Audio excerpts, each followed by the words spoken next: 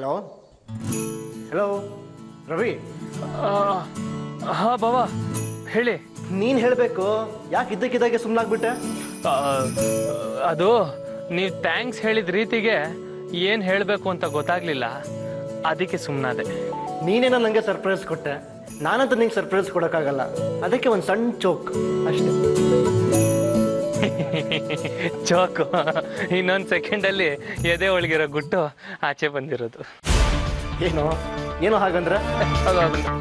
ಏನಿಲ್ಲ ಬಾಬಾ, ರೂಮೆಲ್ಲ ಅಚ್ಚುಕಟ್ಟಾಗಿ ಕ್ಲೀನ್ ಮಾಡಿದಾಳ ಅಕ್ಕ. ಏನೋ ಅಕ್ಕ ಅಂದ್ರೆ ರೂಮ್ನ ಕ್ಲೀನ್ ಮಾಡಿರೋದು ಜಾನ್ವಿನಾ?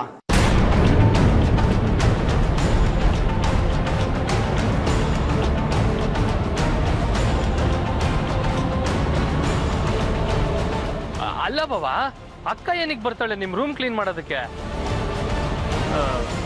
ನಮ್ಮ ಪಕ್ಕದ ಮನೆಯವರು ಸರಸ್ವತಮ್ಮ ಅಂತ ಒಬ್ರಿದ್ದಾರೆ, ಅವರು ನಿಮ್ಮ ರೂಮ್ ಕ್ಲೀನ್ ಮಾಡಿರೋದು. ಅವ್ರನ್ನ ನಾನು ಯಾವಾಗಲೂ ಅಕ್ಕ ಅಂತಾನೆ ಕರೆಯೋದು. ಓ ಹೌದೇನೋ? ಎನಿವೇಸ್ ಥ್ಯಾಂಕ್ಸ್ ಕಣೋ. ಕೈ ಹಿಡಿದು ಹೆಂಡತಿ ಮಾಡಬೇಕಾಗಿರೋ ಕೆಲಸ ಇವೆಲ್ಲ, ಆದರೆ ಅವಳು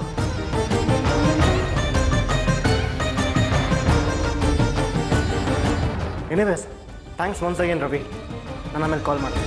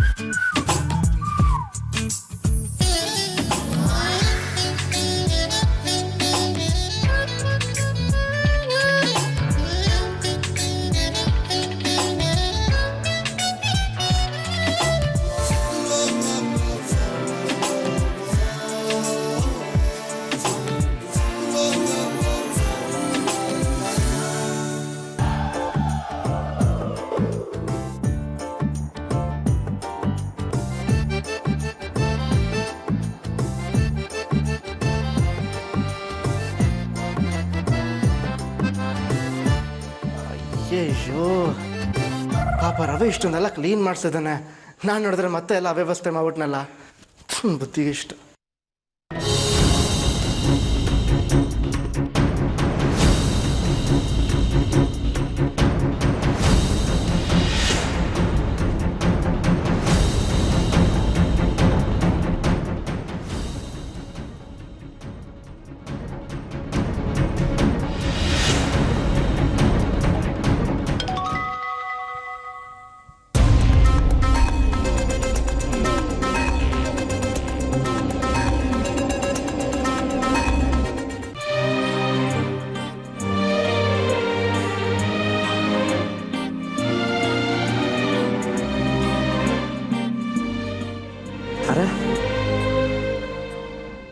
ಜಾನ್ವಿ ಬ್ಲಾಂಕ್ ಮೆಸೇಜ್ ಕಳಿಸಿದಾಳೆ. She must be jobless. ನನ್ನ ಶರ್ಟ್ ಎಲ್ಲಿ?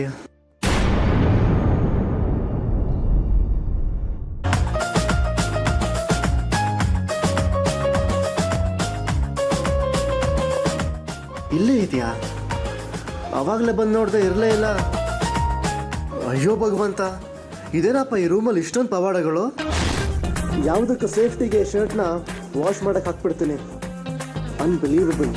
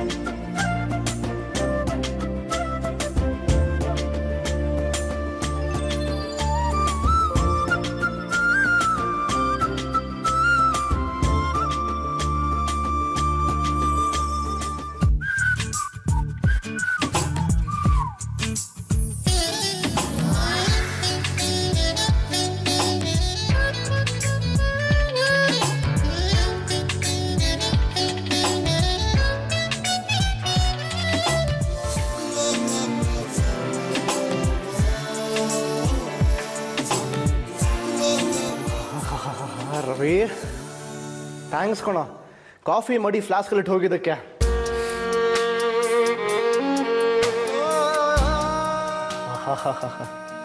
ಇನ್ನು ಲೈಫಲ್ಲಿ ಯಾವ ತಲೆನೋವು ಬರಬಾರ್ದು, ಹಾಗಿದೆ ಕಾಫಿ.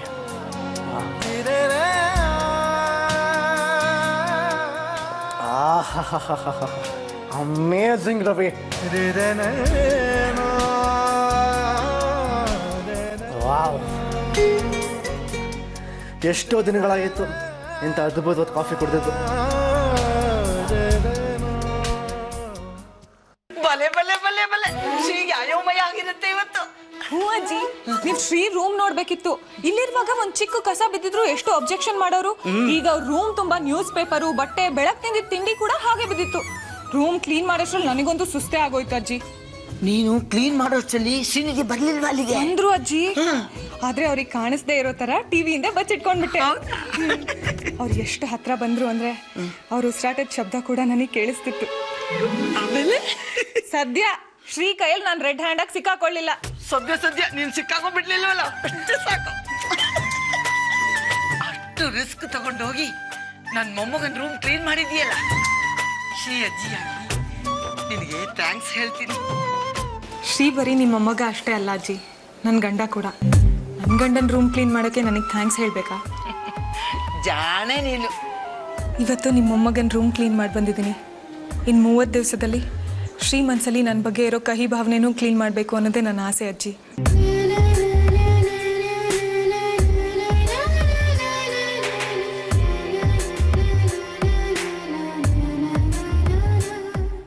ಏನೇ ಅಕ್ಕ ನೀನು, ಸ್ವಲ್ಪನಾದ್ರೂ ಬುದ್ಧಿ ಬೇಡವಾ ನಿನಗೆ? ಯಾಕೆ ಹೋಗ್ತೀಯಾ, ಎಷ್ಟೊತ್ತು ರೂಮಲ್ಲಿ ಇರ್ತೀಯ ಅಂತ ಒಂದು ಸ್ವಲ್ಪನೂ ಸುಳಿವು ಕೊಡದೆ ಬಾವನ್ ರೂಮ್ಗೆ ಹೋಗಿದ್ಯಾ? ಅವ್ರನ್ನ ತಡಿಯಕ್ಕೆ ಎಷ್ಟು ಕಷ್ಟಪಟ್ಟೆ ಗೊತ್ತಾ ನಾನು? ಆದರೂ ಆಗ್ಲೇ ಇಲ್ವಲ್ಲ.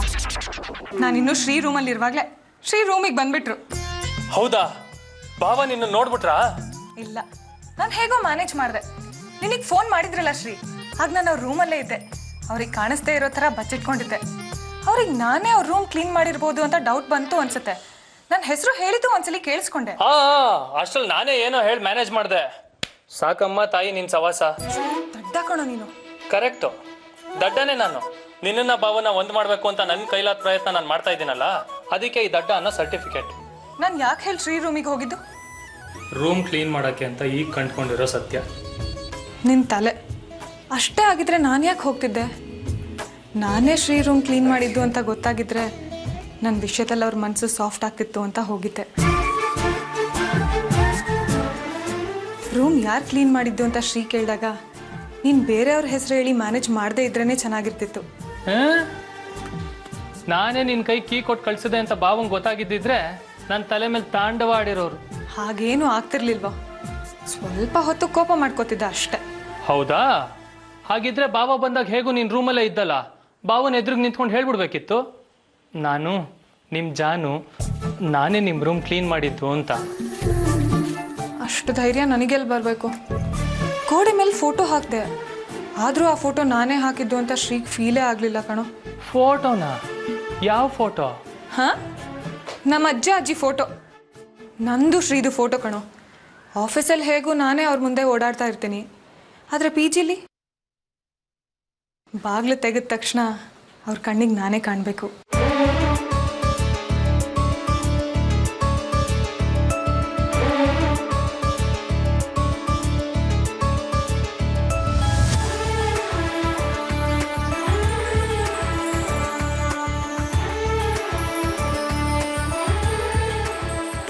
ಅವ್ರು 3 ಹೊತ್ತು ನನ್ನ ಬಗ್ಗೆನೇ ಯೋಚನೆ ಮಾಡ್ತಿರ್ಬೇಕು.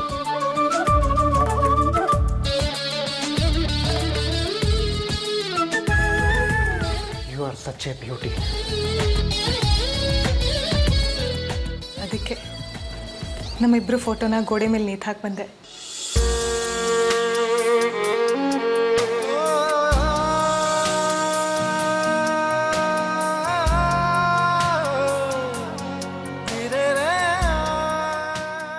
ಆದರೂ ಶ್ರೀಗೆ ನಿಜ ಗೊತ್ತಾಗಲೇ ಇಲ್ಲ. ಥ್ಯಾಂಕ್ಸ್ ರವಿ, ನಿಮ್ಮ ಅಕ್ಕನ ಫೋಟೋ ಹಾಕಿದ್ದಕ್ಕೆ. ಅಟ್ಲೀಸ್ಟ್ ಹಾಗಾದ್ರೆ ನಾನು ಅವಳನ್ನ ಯಾವಾಗಲೂ ನೋಡ್ತಿರ್ಬೋದು.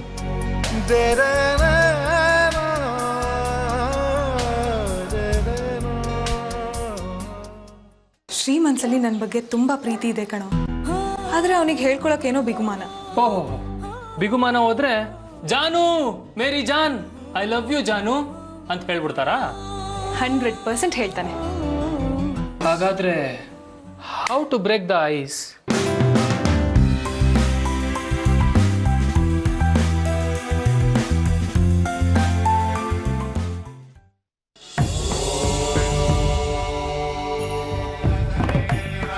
ಓಂ ಚಾಮುಂಡಾಯ ವಿಚ್ಚೆ. ಏನು ನಿಮ್ಮ ಸಮಸ್ಯೆ? ನಮ್ಮ ಅಕ್ಕ ಬಾವ ಇಷ್ಟಪಟ್ಟು ಮದುವೆ ಆಗಿದ್ರು, ಈಗ ಪರ್ಸ್ನಲ್ ಕಾರಣಕ್ಕೆ ದೂರ ಆಗ್ಬಿಟ್ಟಿದ್ದಾರೆ. ಅಕ್ಕನಿಗೆ ಭಾವನ ಮೇಲೆ ತುಂಬ ಪ್ರೀತಿ ಇದೆ. ಅಕ್ಕ ಭಾವನ ಜೊತೆನೇ ಜೀವನ ಮಾಡಬೇಕು ಅಂತ ತುಂಬ ಇಷ್ಟಪಡ್ತಿದ್ದಾಳೆ. ಭಾವನಿಗೂ ಅಕ್ಕನ ಮೇಲೆ ತುಂಬ ಪ್ರೀತಿ ಇದೆ, ಆದರೆ ಅದನ್ನು ಹೇಳ್ಕೊಳಕ್ಕೆ ಹಿಂದೇಟಾಗ್ತಿದ್ದಾರೆ. ಭಾವ ಅಕ್ಕನ ಪ್ರೀತಿನ ಅರ್ಥ ಮಾಡ್ಕೋಬೇಕು. ಅಕ್ಕನ ಬಗ್ಗೆ ತಮ್ಮ ಮನಸ್ಸಲ್ಲಿರೋ ಪ್ರೀತಿನ ಮುಕ್ತವಾಗಿ ಹೇಳ್ಕೋಬೇಕು. ಎಲ್ಲ ಮನಸ್ತಾಪಗಳನ್ನ ಮರೆತು ಅಕ್ಕನ ಜೊತೆ ಕಾಂಪ್ರಮೈಸ್ ಆಗಬೇಕು. ಒಟ್ಟಿನಲ್ಲಿ ಭಾವ ಅಕ್ಕನಿಗೆ ಮತ್ತೆ ಐ ಲವ್ ಯು ಅಂತ ಹೇಳಬೇಕು. ಆ ಥರ ಏನಾದರೂ ಮಾಡೋಕ್ಕಾಗುತ್ತಾ? ನಿಮ್ಮ ಅಕ್ಕನ ಹೆಸರು? ಜಾಹ್ನವಿ ಅಂತ. ನಿಮ್ಮ ಭಾವನ ಹೆಸರು? ಶ್ರೀನಿಧಿ ಅಂತ. ಇದು ಅವರಿಬ್ರು ಫೋಟೋ. ಒಳ್ಳೆ ಉದ್ದೇಶನ ಇಟ್ಕೊಂಬಂದಿದ್ದೀರಾ. ಒಳ್ಳೆಯವ್ರಿಗೆ ಒಳ್ಳೆ ಉದ್ದೇಶಕ್ಕೆ ಅಮ್ಮನವ್ರ ಆಶೀರ್ವಾದ ಸದಾ ಇದ್ದೇ ಇರುತ್ತೆ.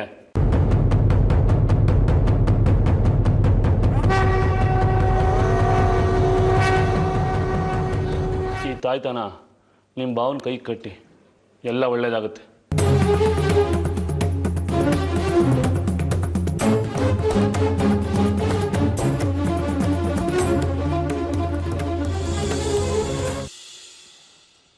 ಓ ರವಿ, ಬಾರೋ.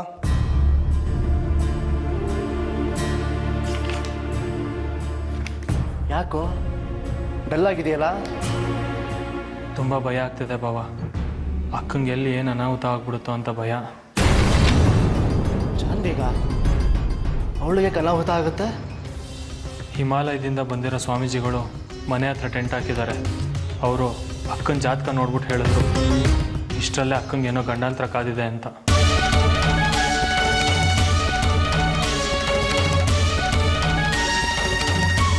ಅಕ್ಕನ ಜೀವಕ್ಕೆ ತೊಂದರೆ ಆದರೂ ಆಗ್ಬೋದು ಅಂತ ಹೇಳಿದ್ರು.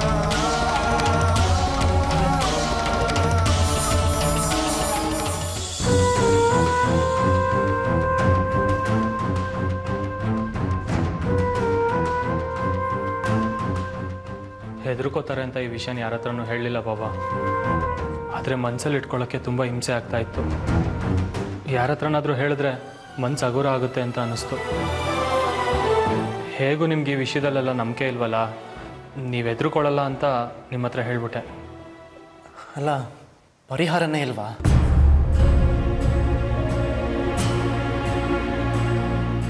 ಪರಿಹಾರ ಇದೆಯಂತೆ ಬಾಬಾ, ಆದರೆ ಅದು ನಮ್ಮಿಂದ ಸಾಧ್ಯ ಇಲ್ಲ ಬಿಡಿ. ಯಾಕೆ ಸಾಧ್ಯ ಇಲ್ಲ? ಅಷ್ಟೊಂದು ಕಷ್ಟವಾಗಿದೆಯಾ ಪರಿಹಾರ? ಕಷ್ಟ ಏನಲ್ಲ, ಆದರೆ ಅದಕ್ಕೆ ನೀವು ಒಪ್ಕೋತಿರೋ ಇಲ್ವೋ ಅಂತ ಡೌಟು. ಮೊದಲು ಅದೇನು ಅಂತ ಹೇಳೋ.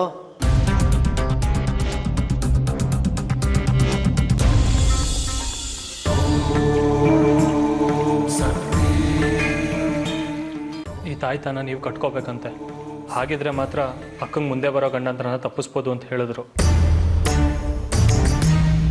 ರವಿ ನಿಜ ಹೇಳ್ತಿದ್ದೆ ತಾನೆ? ಅವತ್ತು ಶಬರಿಮಲೆಗೆ ಹೋಗ್ತೀನಿ ಅಂತ ಅಕ್ಕ, ಅಜ್ಜಿ ಮತ್ತೆ ಅಮ್ಮಂದಿರ ಜೊತೆ ಸೇರ್ಕೊಂಡು ನಾಟಕ ಮಾಡಿದ್ದಿಲ್ಲ, ಇದು ಹಾಗೆ ಅಲ್ಲ ತಾನೆ? ಅಕ್ಕನ ಜೀವಕ್ಕೆ ಗಂಡಾಂತರ ಇದೆ ಅಂತ ಸುಳ್ಳು ಹೇಳ್ತೀನ ಬಾಬಾ ನಾನು? ಗಂಡಾಂತರ ಇರೋದು ನಿಮ್ಮ ಅಕ್ಕಂಗೆ. ನಾನು ತಾಯ್ತ ಕಟ್ಕೊಂಡ್ರೆ ಅವಳಿಗೆ ಹೇಗೆ ಒಳ್ಳೇದಾಗತ್ತೆ? ಏನ್ ಬಾಬಾ, ಗಂಡಂದ್ರಿಗೆ ಒಳ್ಳೇದಾಗ್ಲಿ ಅಂತ ಹೆಂಡ್ತಿರ್ ವ್ರತ ಮಾಡಲ್ವಾ? ಇದು ಹಾಗೇನೆ ಬಾಬಾ. ಗೊತ್ತಿತ್ತು ನನಗೆ ಈ ತಾಯ್ತ ನೀವು ಕಟ್ಟಿಸ್ಕೊಳ್ಳಲ್ಲ ಅಂತ. ಪರವಾಗಿಲ್ಲ ಬಿಡಿ. ಅಕ್ಕಂಗೆ ಒಳ್ಳೇದಾಗಬೇಕು ಅಂದರೆ ಈ ತಮ್ಮ ತಾಯ್ತ ಕಟ್ಕೋಬೇಕು ಅಂತೇನಾದರೂ ಅವ್ರು ಹೇಳಿದಿದ್ರೆ ಮೈ ತುಂಬ ತಾಯ್ತ ಕಟ್ಕೋತಾ ಇದ್ದೆ. ಆದರೆ ಅವ್ರು ಹೇಳಿದ್ದು ಗಂಡಂತ್ರ ಯಾರಿಗಿದೆಯೋ ಅವ್ರು ಗಂಡ ತಾಯ್ತ ಕಟ್ಕೋಬೇಕು ಅಂತ.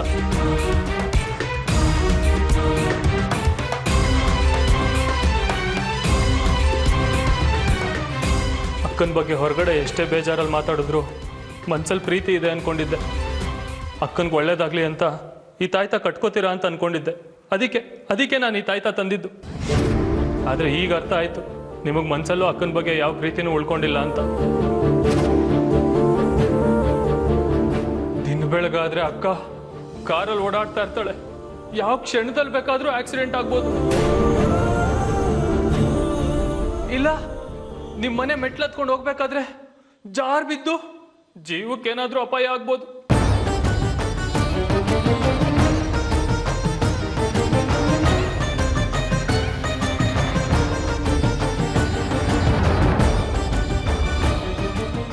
ಆಯ್ತಾ ಕಟ್ಟು.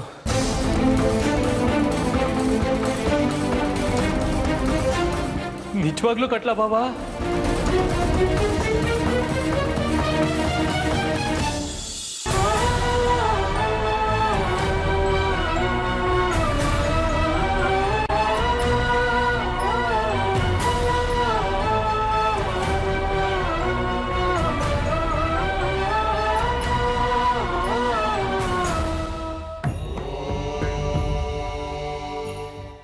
ಶ್ರೀ, ಇವತ್ತು ನಮ್ಮ ಕಂಪನಿಗೆ ಒಂದು ದೊಡ್ಡ ಪ್ರಾಜೆಕ್ಟ್ ಸಿಗೋದ್ರಲ್ಲಿದೆ.